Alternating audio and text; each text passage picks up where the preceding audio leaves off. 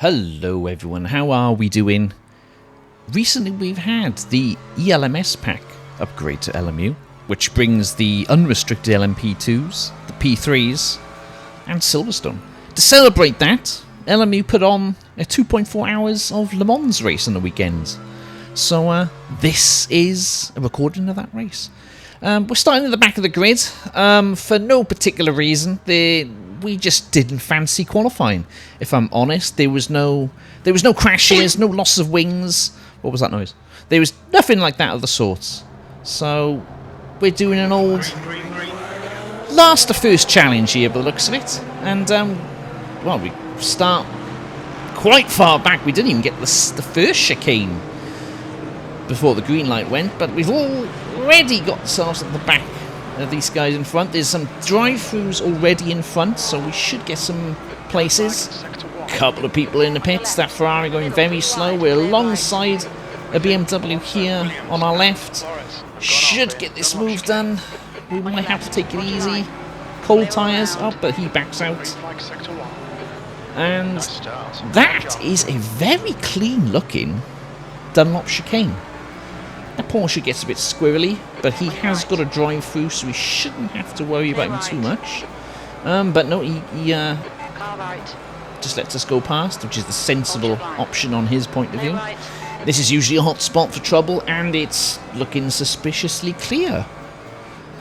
So, okay, I mean, that has got to be the cleanest Sector 1 of a Le Mans race I've seen in a long, long time.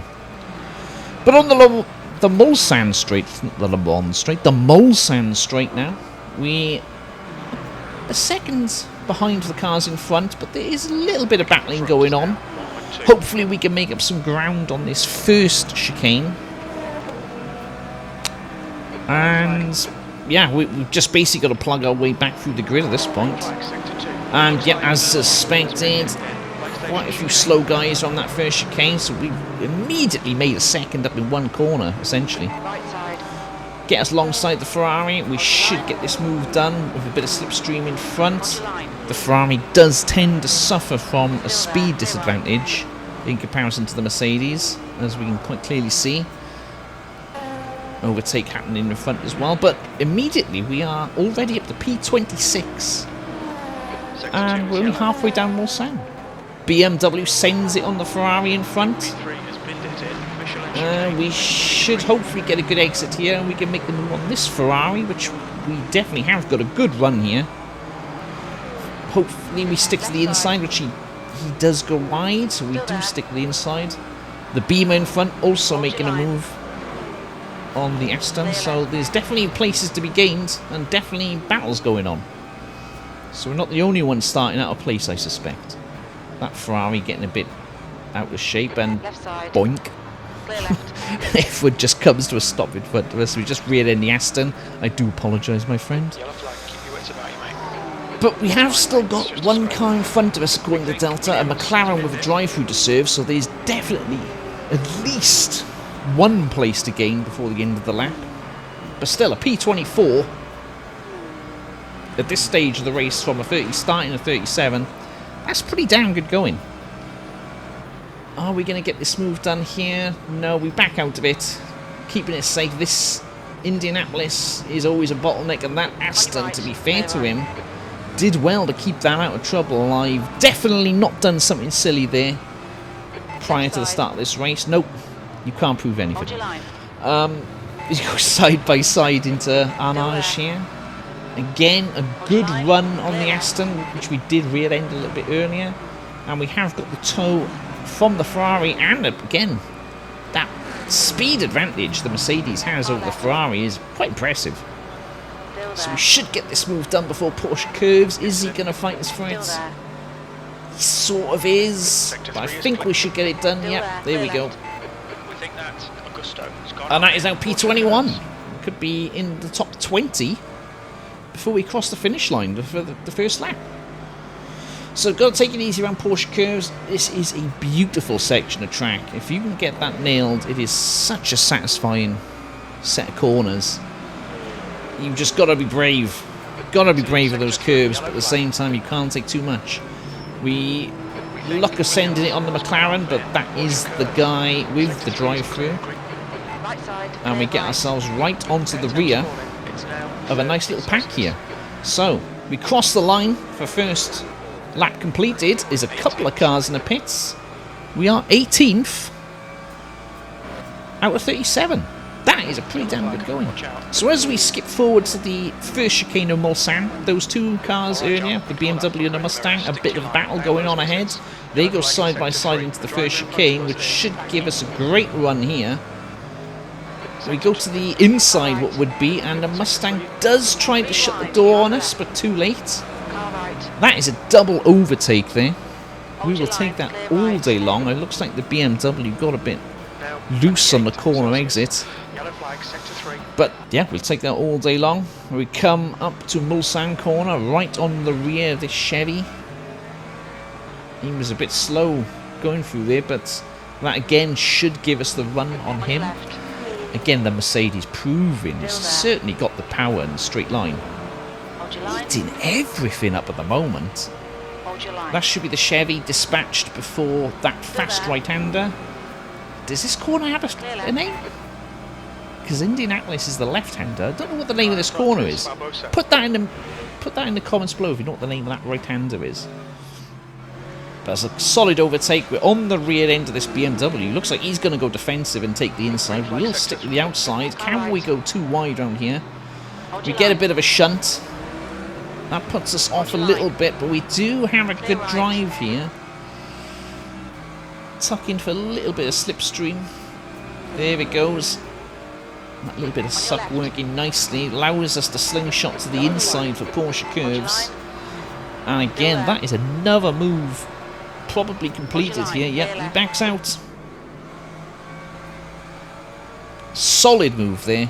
Solid set of overtakes. And yeah, we got to catch up with Bogdanov. Oh my word. There's a parked car on the left-hand side. And that threw us off, I think. We saw that parked car. It threw us off a little bit. We almost lose it on the Porsche curves there. Had to slam on the brakes, you can see. And unfortunately, that let the BMW and the Corvette back through. So, although we do recover that one position from the BMW because he has a really poor exit, so we gain one back, but we basically got to do all the work on the Corvette again. And I'm sure we will make the move coming up to Mulsanne. This is the usual space to overtake as you... Oh, okay. He decides to crash off early. Okay, fair enough. But maybe we can take the Ferrari on Mulsanne. Oh, okay. It's raining positions. It's raining positions. There we go, up to P12. So, yeah, lap 3. We're just into the Mulsanne. We've gone from 37 to 12 in 3 laps. I think that is a pretty good effort. And now we've got a nice 4.5 second deficit to catch up now to P11. So as we skip forward to the rear end of the circuit, just coming up to Porsche curves, you can see we've got that gap down to 1 second.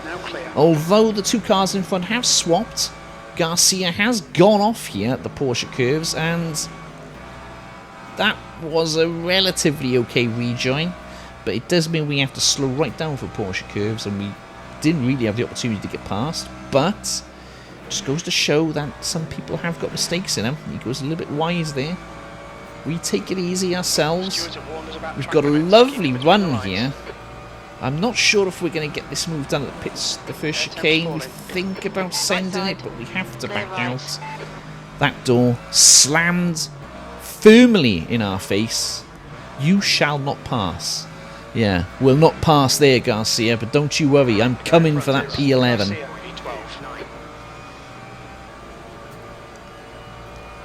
And again, the best overtaking spot on the track is that little straight section just before the first chicane of Mulsanne. The Ferrari, absolutely no match for the mighty Mercedes with that naturally aspirated 6.3 litre V8, the proper V8 in the Mercedes, not that stupid 4 litre twin turbo that the Aston runs, the proper V8. So we get that move done easily. We've got another Ferrari in front. I think you know what's coming. Lovely slipstream here. And here it goes. Really engaging the site now. And I think this is another straight move before the next chicane. All right. Nice 2 positions there on Mulsanne. Nice and easy. Augusto has binned it. Still there. There we go. Right. Sector 2 is now green. Green flag, Sector 3. Fantastic. P10. Car ahead is Moreira. 4 laps in.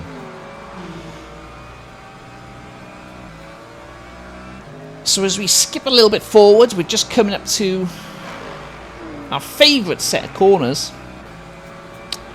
with the Porsche curves. The BMW in front, although it has swapped positions earlier, he's very slow. Looks like we're going to make a move on this guy here. Another favourite overtaking spot for the Mercedes. And that is a P9 position. Nice and easy. He must have dropped it somewhere. Right, the guy ahead of us is Moreira. Yellow flag, Sector 3. Green flag in So as we Sector 1. close up now on the back section of Le Mans again, coming up to Indianapolis and Arnage, we closed up on a pack in front. And oh, there is a big cloud of smoke in front. A BMW off, parked not very nicely on the corner of Indianapolis, but thankfully he holds his brakes enough that we don't get tangled up. But that little moment does allow us to have the opportunity to close up the gap on the Aston. And as we go round the back end of Porsche curves, we just get, again, it seems to be a theme where we get a great little run coming out of there, get alongside the Aston.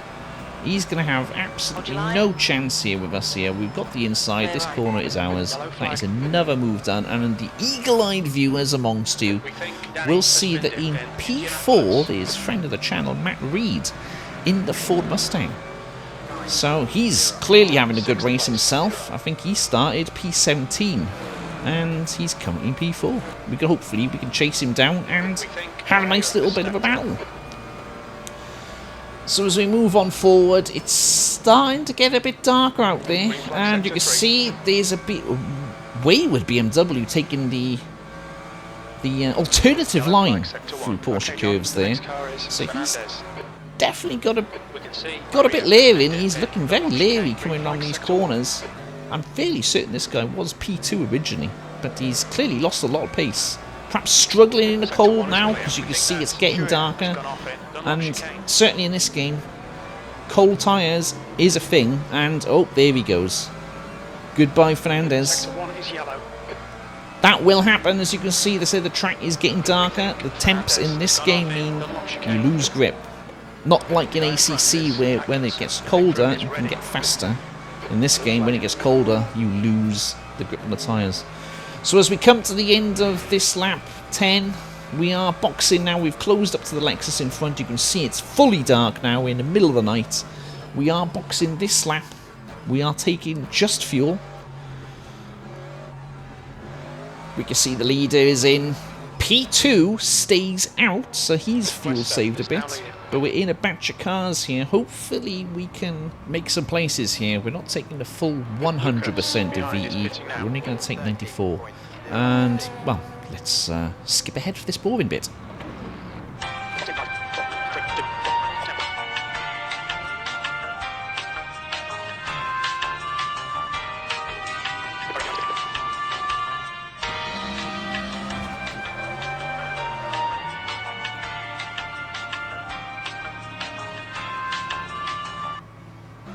So as we come out of the pits, it looks like we have indeed jumped 3 people on the pits. Matt Reed, we've jumped. How we've managed to do that, they must have taken tyres or something, because they were quite a bit of time in front of us, and the only thing I can think of is they've taken tyres. But as we come to the end of the first outlap, you can clearly see Reedy has now dropped 15 seconds behind us. So that would suggest he has indeed been on new tyres, and he's just had to wait for them to warm up, which I think must have been a bit of a mistake. And as we go past the other people who were stopping 1 lap later, We are indeed in P3. There's a faster car approaching. The chap in front who was leading, who did manage to push an extra lap, is now 5 seconds in front. And we're on for a podium here, lads. So as we start pushing on through the night, we start closing the gap up to 3 seconds now to our friend Westerbork. We are pulling away from people behind. Reedy is now 28 seconds behind us. So unfortunately it doesn't look like we are going to get that battle. But as we come through the Porsche curves at this time of night, and oh, you could just see, as I mentioned earlier, the car losing grip on these cold tyres and that corner there. Keep watching, dear viewer, because that will be important later. And as we come through the lap, oh my good lord, keep it out of the wall. Oh my word, we were so lucky there. We just got a yellow bumper from it, but that could have been a hell of a lot worse. I was just saying moments ago how with the temperature drops, you get cold tyres and you just don't have the grip. You can't push the tyres as much as you used to be able to, and they just say no. The grip isn't there. So you've really got to take it easier. And that was a scare. That was a scare. We've lost 6 seconds, the guys in front. And as you can see, we're coming back through the high speed section at the back of the lap. We haven't learnt our lesson, because again we have a little moment coming round that corner, and as I said moments ago, that will be a theme. It'll be important. And here we go for the very next lap. We do the exact same thing again. The car warning us each time to behave myself. Calm it down, John. Don't drive like a clown. You can't push the tyres. And you kind of hope I'm going to learn my lesson at this point, because if I keep driving the way I am, I'm going to put it in the wall. And, well, I mean, that would not be unusual, given my history. But as we chug along, we're sort of holding the gap to Westerbork. It is slightly coming down. Can we take this corner better this time? We do take it easier, but this time we do the opposite thing, where we just go an understeer round that last bit. Hopefully the next lap we can get it right. Come on, guys. Maybe this time we can nail it. Don't take too much curb. Easy on the throttle. Well done, John. Pat on the back, sir. Actually managed to take that corner correctly. What a numpty. But yes, the gap to the cars in front is hovering and also holding at a 9-second mark. And as we come to the end of lap 20, where we are boxing again, you can see the sun has come up at this point. And we'll expect Westerbork to carry on going. We are taking the esports line for pit entry. Again, with this stop, we are just taking fuel.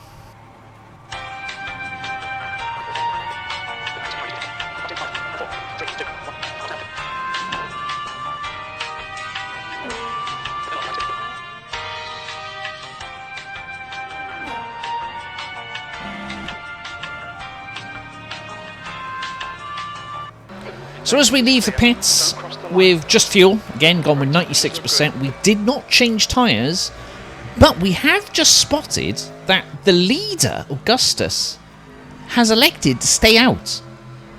I think that is a catastrophic error on his part, because he has only got 4% of VE, and he is not even got to the end of the Mulsanne.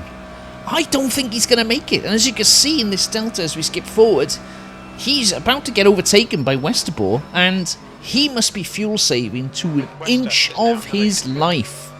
I think he's absolutely dropped the ball there, because he was about 10-15 seconds in front of Westerbork, and now he's dropping like a stone.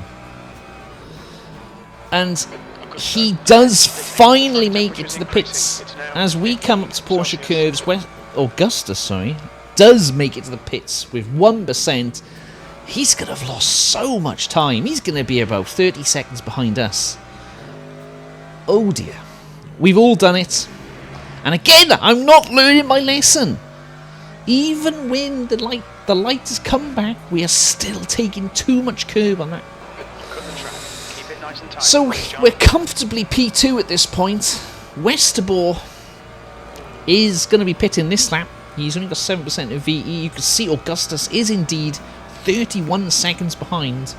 And I will just talk you through my strategy thinking as well. I was thinking of changing tyres for the previous pit stop, but I decided against it. And yes, indeed, Westerbork is in the pits. He should come out in front of us unless he changes tyres. Now, I was umming and ahhing on the last stop of whether it was worth changing tyres or not, because it was sort of relatively halfway through the race. But the problem with that is, and there's an LMP taking the alternative line, the thinking when not changing tyres was, it's going to be early morning and the track is cold, so it's going to take a while to get those tyres up to temperature. And indeed, it looks like Westerbork has changed his tyres. He is basically come up behind us. So that is going to give us an advantage of these 2, 3, 4 laps perhaps. Well, we got nice hot tyres. He's going to have to struggle to get him up. And as you can see, as we come to the end of what would be his outlap, he's now dropped 11 to 12 seconds behind us when he was only 4. So has lost a lot of time getting those tyres up to speed. But you can imagine that gap should start coming down as he gets warmer and warmer with the tyres. What we're thinking at this point is we're going to do a short stint. We're going to box half a stint here because we would have needed to do 5 laps of extra fuel to make it to the end of the race. You've got one more full stint left and then about 5 laps in a half stint. Now, we were originally planning to take that short stint at the end, but given the fact that there's a tyre advantage now, and you can see Westerbork is closing up on us, he's got that gap down to 8 seconds, I've decided to make the executive decision to box early on this third stint, take the new tyres in the hotter conditions because the track temperature is in the 20s and 30s now. So theoretically, it shouldn't take so long to get these tyres up to speed. But I do suspect that Westerbork is going to have quite the lead on us, because don't forget, he's also got a fuel advantage with his fuel saving strategy. And as we come up the pits in P4, it looks like we're going to drop down to P5 because the BMW is just coming past us now. There he is. Although we are now on an alternative strategy to pretty much everyone in front of us, we have now got to battle through traffic to get that gap down. So Westerbork is the one to beat. He's 56 seconds in front of us. He's got more than half a tank. The chances are when he boxes, he's only going to need 2 or 3 laps of fuel, whereas we've taken 5 or 6 laps in the short stint. He's going to need half as much fuel, so we've really got to push these laps now to try and make that gap back. And we already get past now, as our tyres get up to temperature, we get past P5, back into our P4 position. We are now 9 seconds behind Matt Reed, who is on older tyres. And he has got a pit stop, and as we do skip forward to lap 29, we have caught up to Reedy. The gap to Westerbork is still sort of holding at 57 in the late 50s. Reedy, we need to dispatch pretty quickly here because we are going to just be losing time, and we need to get past him as soon as we can to try and catch up to Westerbork. Sector 3 is green, we think. Augusto has stacked We it. think about sending it there, but we're just not alongside. We're definitely not going to have the run on Porsche curves here for us. It looks like the next opportunity to get past him is going to be on the Mulsanne. And as we come through Porsche curves here, Sector 1, yellow flag. Jim is saying there's an incident in Sector 1, and you can just see Westerbork is losing time. Augusto has stacked it in. He's just lost 10 seconds almost. So he must have had an incident somewhere. That gives us a bit of hope. It does cancel out our incident that we made earlier on, because we did lose it on turn 1 quite a while ago, and maybe that little 10-second drop from Westerbork might be enough for us to close the gap. But we really need to get past Reedy here. Unfortunately, he is holding us up. We've lost probably two seconds, I would say, maybe behind him there. But we should get past him on the Mulsanne.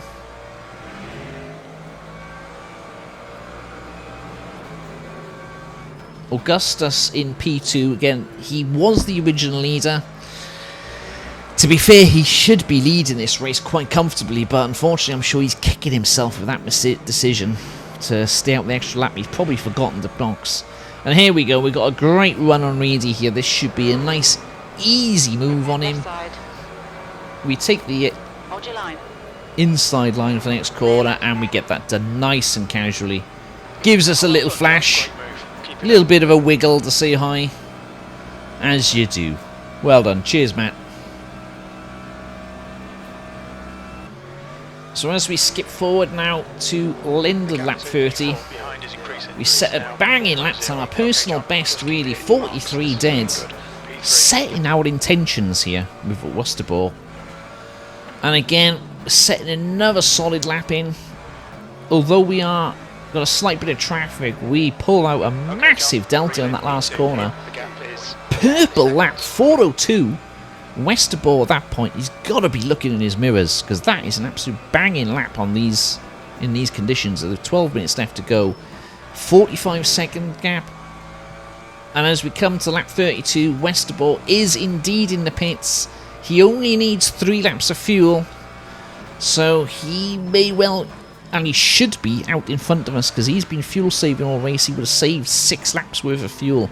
And on Le Mans, that is a big chunk of time. And there we go, he's already out of the pits, and he looks like he is 9 seconds in front of us. With 8 minutes to go, we got to try and get this gap down. 5 minutes to go, the gap is still 10 seconds. We are saying that was a bit of a short, slow lap from me, but we are pulling time back, and as we get to the end of the race from the last lap, we don't do it, and there's one more off. Just for old time's sake, we make one final mistake around that corner, and we have to settle for P2. Westerbork holding on in the end. He had the pace, he certainly had the fuel strategy. That is a good win for him, and we do take a very comfortable P2, 42 seconds in front of P3. Celebrational smash up, and there goes the rear wing for the crowd. The fans love it. Who could have predicted a P2 starting from P37? We set the second fastest lap of the race with 4:02.3. The leader, or the fastest guy rather, set a 4:01. So we were the second fastest guy on track, which is a great achievement. Reedy coming in with a P5, but only 27 of 54 cars finished the race. That's a bit disappointing, but that's just a high attrition rate that Le Mans brings sometimes. Thanks for joining, everyone. We gave you a little bit of driver rating, and don't forget to hit that like and subscribe on your way out. And if you made it this far, thank you very much. See you next time.